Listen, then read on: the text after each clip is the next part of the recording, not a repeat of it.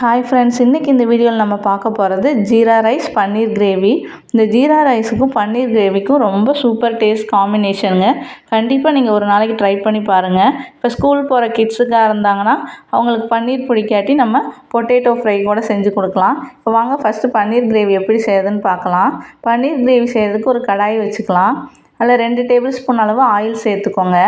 இப்போ இது கூடயே 1 டேபிள் ஸ்பூன் அளவு பட்டர் சேர்த்துக்கிறேன். பட்டர் லைட்டாக மெல்ட் ஆனதுக்கப்புறமா நீளமாக கட் பண்ண பெரிய வெங்காயம் 2 சேர்த்துக்கோங்க. கண்டிப்பாக வெங்காயம் இந்த கிரேவிக்கு நிறைய சேர்க்கணும். இப்போ வெங்காயம் ஓரளவு நல்லா வதங்கினதுக்கப்புறமா காரத்துக்காண்டி நான் இன்றைக்கி 1.5 டேபிள் ஸ்பூன் மிளகாய்த்தூள், 1 டேபிள் ஸ்பூன் மல்லித்தூள், 1/2 டேபிள் ஸ்பூன் கரம் மசாலா, கொஞ்சமாக மஞ்சள் தூள் சேர்த்து நல்லா வதக்கிக்கலாம். பார்த்திங்கன்னா மஞ்சள் தூள் மிளகாய்த்தூள் ஓரளவு நல்லா வதங்கிருச்சு. நான் இன்றைக்கி 2 தக்காளி நல்ல பழுத்த தக்காளியாக எடுத்து மிக்ஸி ஜாரில் அரைச்சி அதையும் இதோட சேர்த்துக்கிறேன். சேர்த்துட்டு நல்லா வதக்கிக்கோங்க. தக்காளியோட பச்சை வாசனை போகிற அளவுக்கு நல்லா வதக்கிக்கணும். இப்போ பார்த்திங்கன்னா தக்காளி ஓரளவு நல்லா வதங்கிடுச்சு. இது கூட கொஞ்சமாக உப்பு சேர்த்துக்கிறேன். நான் தேவையான அளவு உப்பு சேர்த்துட்டு நல்லா மிக்ஸ் பண்ணிக்கோங்க. இப்போ நான் இன்றைக்கி இதோட ஃப்ரெஷ்ஷாக இருக்க பச்சை பட்டாணி சேர்த்துக்கிறேன். உங்கள்கிட்ட பச்சை பட்டாணி இருந்தால் சேர்த்துக்கலாம், இல்லாட்டி நீங்கள் ஸ்கிப் பண்ணிடுங்க. பச்சை பட்டாணி சேர்க்கும்போது இன்னும் டேஸ்ட்டாக இருக்கும் இந்த கிரேவி. இப்போ பச்சை பட்டாணி ஓரளவு நல்லா வதங்கி வெந்து வந்துருச்சு. இப்போது தக்காளி அரைச்ச ஜாரில் 1/2 டம்ளர் அளவு தண்ணி சேர்த்துட்டு அதை நல்லா மிக்ஸ் பண்ணிவிட்டு இந்த கிரேவியோடு சேர்த்துக்கோங்க. இதை ஒரு வாட்டி நல்லா கலந்து விட்டுக்கலாம். இப்போ ஒரு 5 நிமிஷம் இதை மூடி போட்டு வேக வச்சா பட்டாணி நல்லா வெந்துடும். ரொம்ப நேரம் குக் ஆகணும்னு அவசியம் இல்லை. இப்போ ஓப்பன் பண்ணி பார்க்கலாம். எண்ணெய் நல்லா பிரிஞ்சு பட்டாணி வெந்து வந்துருச்சு. இப்போ இதை நல்லா மிக்ஸ் பண்ணி விட்டுக்கோங்க. தண்ணி எதுவும் ரொம்ப சேர்க்கணுன்னு அவசியம் இல்லை. இது கொஞ்சம் திக்காக இருந்தால் தான் இந்த கிரேவி சப்பாத்திக்கு எல்லாத்துக்குமே சூப்பராக இருக்கும். இப்போ இதோட நான் 200 கிராம் பன்னீர் குட்டி குட்டி பீஸாக கட் பண்ணி சேர்த்துக்கிறேன். வதக்கவெல்லாம் தேவையில்லை, நம்ம அப்படியே சேர்த்துக்கலாம். இப்போ பன்னீர் ஓரளவு நல்லா வதங்கிடுச்சு. 5 மினிட்ஸ்க்கு மேலே பன்னீர் குக் பண்ண தேவையில்லை. இப்போ இது கூடயே ஒரு சின்ன பேஸ்ட் அரைச்சி சேர்த்துக்கலாம். 10 முந்திரி பருப்பை 1/2 மணி நேரத்துக்கு முன்னாடியே தண்ணியில் ஊற வச்சு எடுத்துருக்கேன் அரைச்சி. அந்த பேஸ்ட்டையும் இதோட சேர்த்துக்கலாம். இப்போ இந்த மிக்ஸி ஜாரில் 1 டம்ளர் அளவு தண்ணி சேர்த்து அலசி இந்த கிரேவியோடு சேர்த்துக்கோங்க. இந்த முந்திரி பருப்பு சேர்க்கும்போது கிரேவி ரொம்ப க்ரீமியாக இருக்கும். இது சப்பாத்திக்கு ஜீரா ரைஸுக்கும் ரொம்ப சூப்பராக இருக்கும். இப்போ பார்த்திங்கன்னா இதை ஒரு 5 மினிட்ஸ் மூடி போட்டு நம்ம வேக வச்சு எடுத்துக்கலாம். இப்போ 5 மினிட்ஸ் ஆயிடுச்சு. கிரேவி லைட்டாக கொதித்து ஓரளவு ரெடி ஆகிடுச்சு. நம்ம இதில் கொஞ்சமாக கொத்தமல்லி இலை சேர்த்து இறக்கி வச்சிடலாம். நம்மளோட சூப்பரான பன்னீர் கிரேவி ரெடி ஆகிடுச்சு.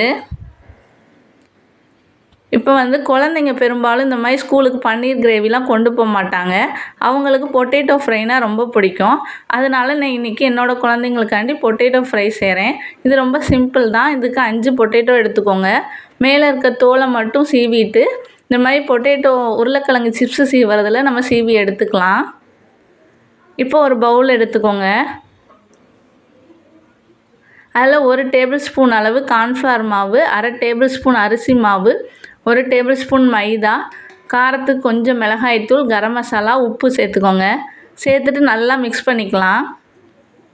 இதோட கொஞ்சமாக தண்ணி சேர்த்து கலந்து எடுத்துக்கோங்க. இப்போ நம்ம கட் பண்ணி வச்சுருக்க பொட்டேட்டோவை சேர்த்துக்கலாம். நீங்கள் சிப்ஸு சீவுற கட்டையிலையும் சீவி எடுத்துக்கலாம், அல்லது நைஃப்பில் வச்சு கட் பண்ணிக்கலாம். இப்போ ஜீரா ரைஸுக்கு சாதம் ரெடியாக இருக்குது. பொட்டேட்டோ 5 மினிட்ஸ் அப்படியே ஊறட்டும். ரொம்ப நேரம் ஊற விட்டிங்கன்னா தண்ணி விட்டுரும். அதனால் டக்குன்னு செஞ்சிடணும். இப்போ ஜீரா ரைஸ் செய்கிறதுக்கு ஒரு கடாய் எடுத்துக்கோங்க.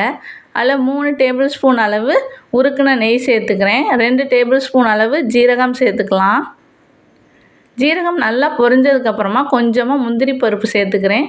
காரத்துக்காண்டி நீல வாக்கில் கட் பண்ண ஒரு பச்சை மிளகாய் சேர்த்துக்கிறேன். இப்போ இதை நல்லா வறுத்துக்கலாம். இதோட கொஞ்சமாக கட் பண்ண கருவேப்பிலை இலை, கொத்தமல்லியும் சேர்த்துக்கிறேன். இப்போ இதையும் நல்லா வறுத்துக்கோங்க. கொத்தமல்லி நெய்யில் வதக்கும் போது ரொம்ப வாசனையாகவும் இருக்கும். குழந்தைங்க சாப்பிடும்போது நல்ல டேஸ்ட்டாகவும் இருக்கும். இப்போ இது ஓரளவு எல்லாமே நல்லா வதங்கிடுச்சு. நான் இன்றைக்கி 1 கப் அளவு சாதம் வேக வச்சு எடுத்து வச்சுருக்கேன். அதை நல்லா ஆற வச்சுட்டு இதில் சேர்த்துக்கணும். நான் உப்பு சாதம் வடிக்கும் போதே கொஞ்சம் சேர்த்தனால இப்போ கம்மியான அளவு தான் உப்பு சேர்க்குறேன். இப்போ உப்பு சேர்த்துட்டு நல்லா மிக்ஸ் பண்ணிக்கலாம். இப்போ ஆற வச்ச சாதத்தையும் இதோட சேர்த்து நல்லா மிக்ஸ் பண்ணி எடுத்துக்கோங்க. நம்ம ஜீரா ரைஸ் சூப்பராக ரெடி ஆகிடுச்சு. மசாலா தடவி வச்சுருக்க பொட்டேட்டோஸ் எல்லாம் ஃப்ரை பண்ணி எடுத்துக்கலாம். அதுக்கு ஒரு தவா வச்சுக்கலாம். அது நல்லா ஹீட் ஆனதுக்கப்புறமா ஆயில் சேர்த்துக்கோங்க. இப்போ ஒவ்வொரு பொட்டேட்டோவாக அதில் ஃபுல்லாக வச்சுருங்க. இது டக்குன்னு ஒரு 5 மினிட்ஸில் குக் ஆகிடும். மொத்தமாக நமக்கு இது செய்கிறதுக்கு ஒரு 1/2 அன் ஹவர் இருந்தாவே ஜீரா ரைஸ் பன்னீர் கிரேவி பொட்டேட்டோ சூப்பராக செஞ்சு முடிச்சிடலாம். இப்போ ஒரு சைடு நல்லா குக் ஆனதுக்கப்புறமா இன்னொரு சைடு திருப்பி போட்டுக்கலாம். இப்போ பொட்டேட்டோ நல்லா ரெடி ஆகிடுச்சு. இதை ஒரு பிளேட்டுக்கு மாற்றி வச்சிடலாம்.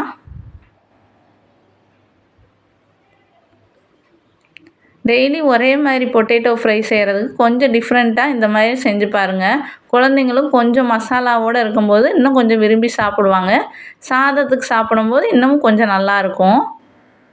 இந்த பன்னீர் கிரேவிக்கு சப்பாத்தியும் ரொம்ப நல்லாயிருக்கும். அதனால் நான் சப்பாத்தியும் செஞ்சுருக்கேன். நீங்களும் இந்த மாதிரி ஒரு நாளைக்கு கண்டிப்பாக ட்ரை பண்ணி பாருங்கள் இந்த மீல்ஸ் ரெசிபீஸை.